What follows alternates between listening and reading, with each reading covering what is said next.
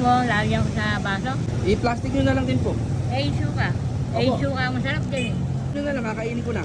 Kakainin mo na. Kainin mo na para pag masarap yung suka, dagdagan niyo yung lumpia ko, masarap pala yung suka eh. Hinihigo pa ang mga tricycle yan. Yun nga guys, nadaan na naman ako kay Lola Patty para matikman ko yung sinasabi nilang bibingka. Ang kaso wala, kaya ang minoffer niya sa akin is yung lumpia. Tapos yung masarap na suka, na-intriga ako kaya bumili ako. Ano sabi kayo? Hihigupin mo ang suka, ano? Grabe guys, totoo pala yung chismis. Hihigupin mo talaga yung suka. Pambistis yung suka ni Lola Patty. Ang sarap.